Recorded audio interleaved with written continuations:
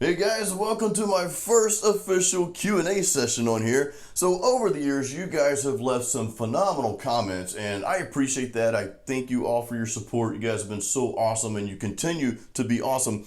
But there's a few questions lately that I just want to point out because I think the answers to these questions could help a lot of you. And that's what this channel is all about, helping you become a better metal guitar player.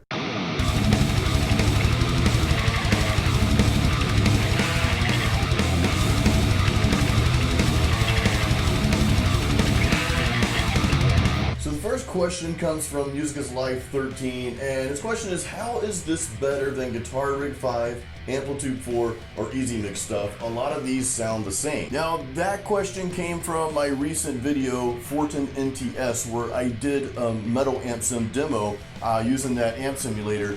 And you know, better, this is kind of where things get tough. I mean, better is relative, guys.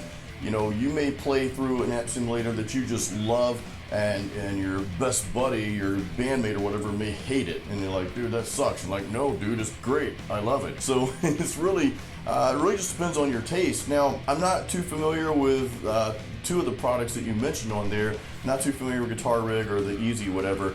I am familiar with Amplitude. Actually, I have Amplitude 3 in my studio. I never upgraded to 4. I don't use it that much. Doesn't mean it's not good. As far as FORTIN NTS, now here's the thing I'll tell you about this amp sim. These guys, and Neural DSP is the company, these guys built this amp simulator strictly for metal music. But now if you're looking for features, if you're looking for just an array of amps and effects and all the bells and whistles, you know, something like, I guess, Guitar Rig or Amplitude or even Positive Grid's Bias FX Suite, you're going to want to go with something like that. So if you're recording different types of music, or you just want a diversity in your sounds and tones and all that, you know, something like FORTIN probably wouldn't be for you. But if you're looking for just probably one of the better metal amp simulators, you know, the FORTIN's probably the way to go. Now, it doesn't mean the other amp simulators suck, but I mean, honestly, most of them, when it comes to metal tones, most amp simulators do suck. So that's, you know, that's just that. What I advise you to do though is just download the free demo for all of these amp simulators and just spend a week playing through them all and just see what you like best and make the jump. All right, this next one is actually a comment from Froggen Post, and he's saying, Jason, good video as always. I like that your channel is not pretentious. Some of the guitarists out there just have a channel to show off. You generally like to teach and share with people. Beautiful thing, keep it up, buddy. Now, that was the latest comment from my Metal and Beer series, episode number 47. And dude, thank you for making that comment. Thank you for bringing that up. And the reason I'm highlighting that on this Q&A is because, yes, you're absolutely right. This channel is more about you than it is about me.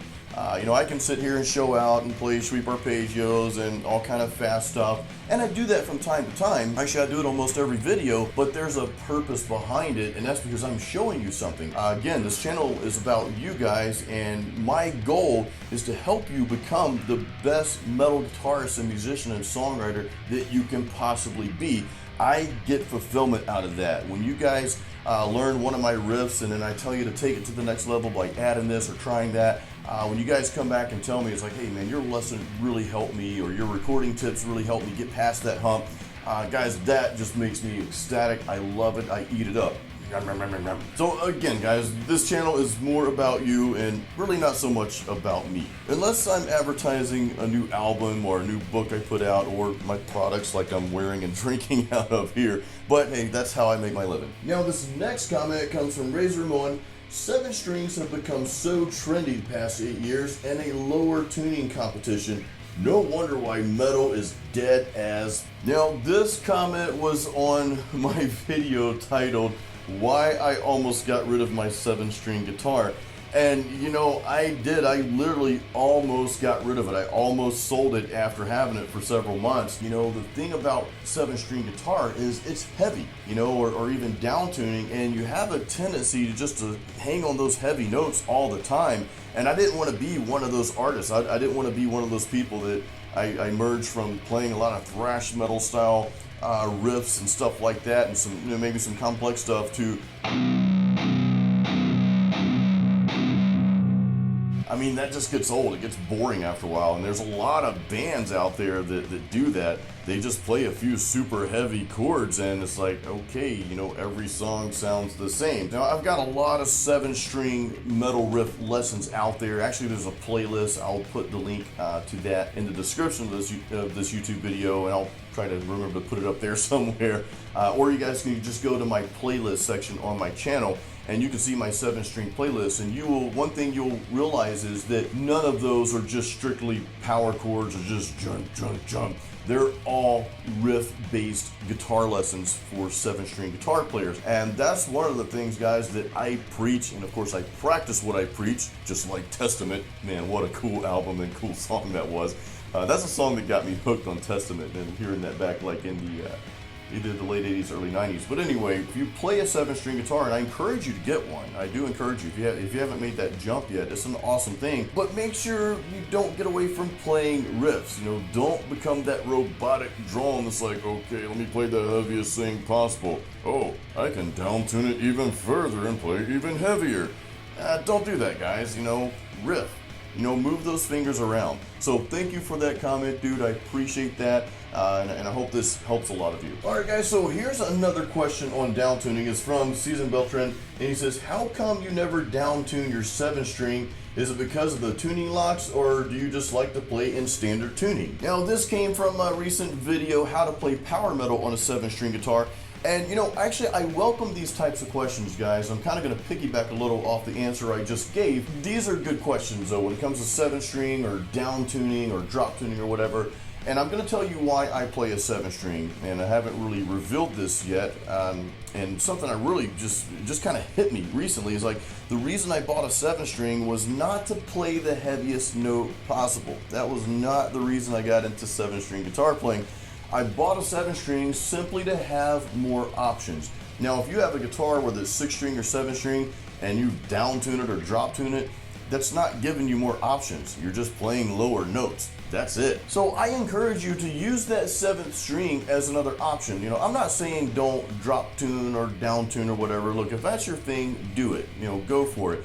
But you know, what I encourage you to do is not just play that same heavy all the time, because then all your songs are going to sound the same. It's going to be like, okay, track 4 kind of sounds like track 1 and 2 put together.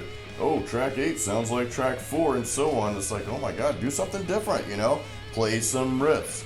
That's what I encourage you guys to do. So again, I didn't get a 7-string to play necessarily heavier notes, although I use that B string and I love it. It's awesome. But I got it to give me more options. So you'll notice in my upcoming album Masterpiece, when that releases in September here, 2019, you'll notice that not every song's in that heaviest key. Not every song has to start out and end in that same key.